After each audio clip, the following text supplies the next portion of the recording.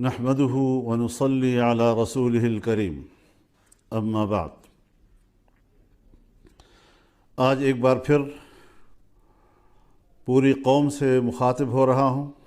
آپ حضرات جانتے ہیں کہ جمعیت علماء اسلام کی مرکزی مجلس عاملہ نے 8 فروری 2024 کے الیکشن کے نتائج کو مسترد کر دیا تھا۔ 2018 کے الیکشن میں جو عوام کی حق رائے دہی پہ ڈاکہ ڈالا گیا تھا، 2024 میں ایک بار پھر عوام کی حق رائے دہی پر شبخون مارا گیا ہے۔ ہم نے فیصلہ کیا تھا کہ ہم اس الیکشن کے نتائج کو تسلیم نہیں کریں گے اور ان کے نتائج کو مسترد کرتے ہیں۔ یہ عوام کی نمائندہ کم اور اسٹیبلشمنٹ کی نمائندہ زیادہ ہے۔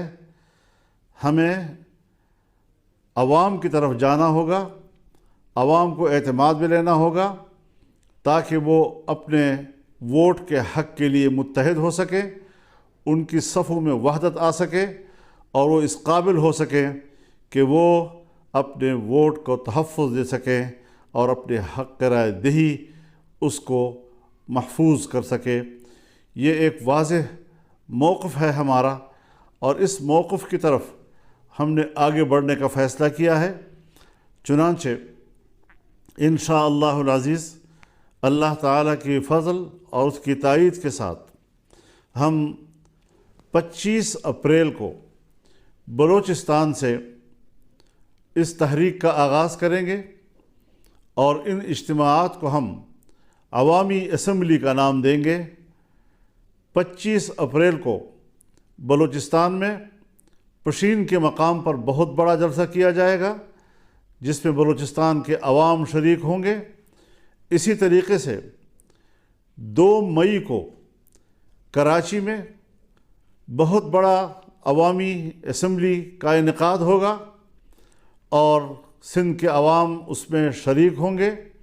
ہماری تیسری عوامی اسمبلی پشاور میں ہوگی اور 9 مئی کو اس کا انعقاد ہوگا جس میں صوبہ خیبر پختونخوا کے تمام لوگوں کو دعوت دی جائے گی اور اس عوامی اسمبلی میں وہ شرکت کریں گے۔ اس کے بعد ہم لاہور کے لیے تاریخ کا تعین کریں گے جہاں پر پورے ملک کو اس میں شمولیت کی اور شرکت کی دعوت دی جائے گی اور ایک بہت بڑا ایک عوامی سیلاب وہ اپنی اسمبلی کا انعقاد کرے گا۔ ہم اس حوالے سے دوسری سیاسی جماعتوں سے بھی رابطہ کر رہے ہیں تاکہ عوام کی ایک متفقہ اور متحدہ صف وہ اس کو زندہ کیا جا سکے، اس کو منظم کیا جا سکے۔ تو اس حوالے سے ہم اس شیڈول کا اعلان کر رہے ہیں اور انشاءاللہ ہمارے کارکن، ہماری تنظیمیں، ہر صوبے کی اور ماتحت تنظیمیں ان کو کامیاب بنانے کے لیے فوراً حرکت میں آئیں گی۔ کیا مسئلہ ہے آخر کہ جہاں الیکشن کمیشن بے بس رہا ہے اور اس کو ایک نتیجہ بھی مرتب کرنے کی اجازت نہیں ہے اور اداروں کی طرف سے جو نتائج بھیجے جاتے ہیں، آج الیکشن کمیشن میں کوئی دم خم ہی نہیں رہ گیا ہے۔ ہماری سول بیوروکریسی اس میں تو جو مداخلت ہو رہی ہے اور جو ان کے آئینی اور قانونی اختیارات ہیں اس میں بھی خفیہ ادارے اور ایجنسیاں مداخلت کر رہی ہیں جس میں احتجاج کرنے کا کوئی دم خم ہی نہیں رہا ہے۔ پہلی مرتبہ آج ہائی کورٹ کے ججز نے یہ آواز بلند کی ہے کہ ہمارے معاملات میں بھی مداخلت کی جا رہی ہے، ہمیں دھونس اور دھمکیوں سے ڈرایا جا رہا ہے اور اس پریشر میں ہم لوگوں کو انصاف نہیں دے سکتے۔ اس حوالے سے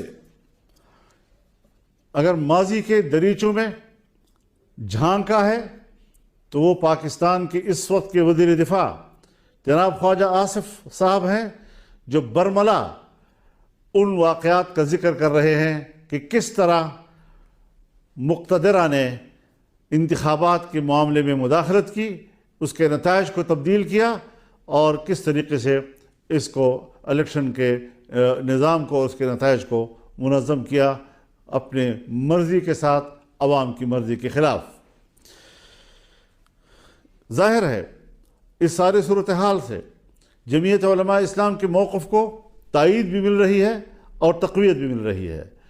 ہمارا موقف صحیح ہے، ہم نے صحیح آواز بلند کی ہے، اور انشاءاللہ اس کو ہم آگے بڑھائیں گے۔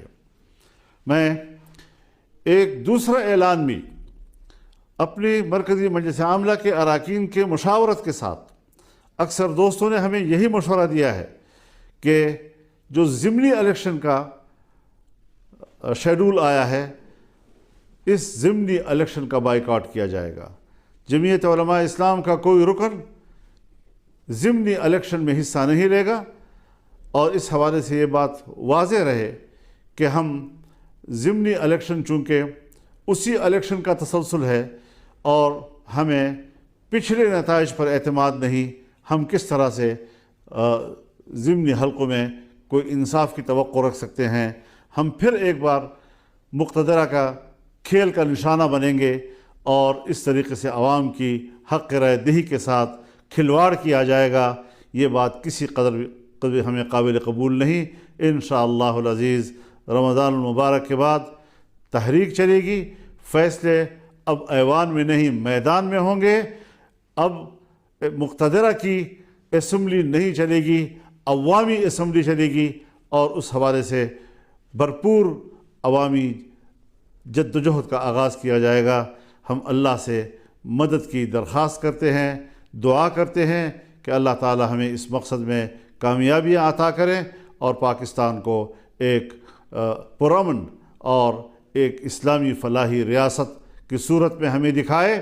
میں اس بات کی وضاحت کر دینا چاہتا ہوں کہ ہماری جد و جہد وہ پرامن ہوگی، آئین اور قانون کے دائرے میں ہوگی، اور کسی قسم کا تشدد کا عنصر ہماری تحریک میں نہیں ہوگا۔ عوام کو حق پہنچتا ہے کہ وہ ملک میں احتجاج کریں اور اپنی رائے سے دنیا کو آگاہ کریں۔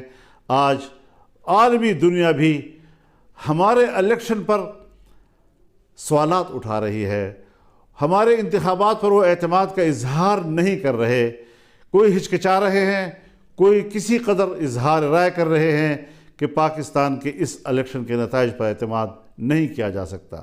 اس حوالے سے ہمارا موقف بالکل حقیقت پر مبنی، خود اعتمادی سے بھرپور، اور انشاءاللہ کامیابی کی منزل سے ہمکنار ہونے کے لیے آگے بڑھے گا۔ اللہ تعالی ہمارا حامی و ناصر ہو۔ وآخر دعوانا ان الحمد للہ رب العالمین۔